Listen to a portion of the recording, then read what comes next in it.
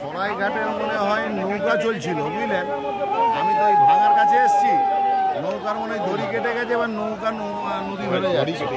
এবার সব নৌকা থেকে ঝাঁপ ফাঁপ মেরে সাঁতারে কেটে বাইরে যাওয়ার চেষ্টা করছে। এবার এই দড়ি দিয়ে হয়তো যা অবস্থা, এই যেখান দিয়ে ভেঙেছে সেখান দিয়ে ঝামলাচ্ছে। দেশের মুখে কি হয়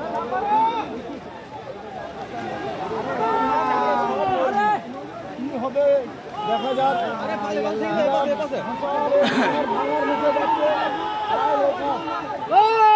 সাবধানে রাখ, কিচ্ছু হবে না।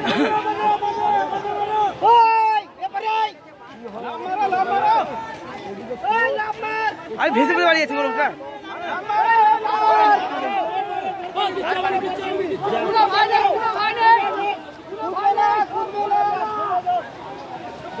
কোথায় এলো?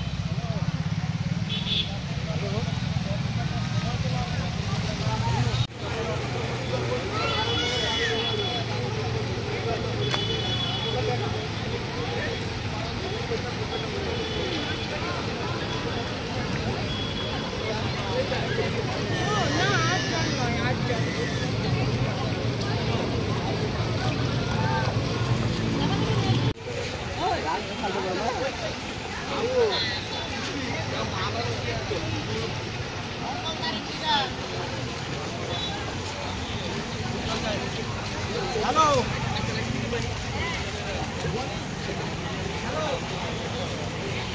घर में पानी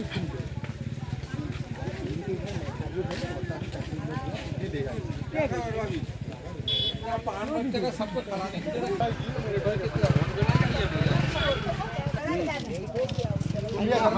के 2 बजे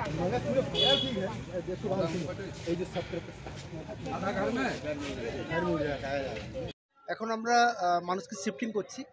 প্রায় 3000 লোককে আমরা তুলেছি বিভিন্ন জায়গায়, ঠিক আছে, উঁচু জায়গায় সরিয়েছি।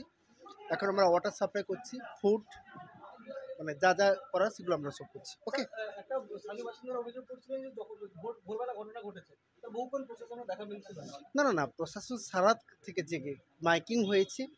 4টা 5-এ ভেঙেছি।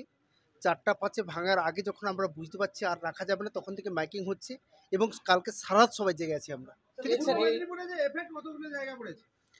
এখন মেনলি পাঁশকুড়া মিউনিসিপ্যালিটি পুরোটা, সবকটা ওয়ার্ড এবং গ্রাম পঞ্চায়েত, পাঁশকুড়া ব্লকের 3টে গ্রাম পঞ্চায়েত। উদ্ধার কাজে কি এনডিআরএফ?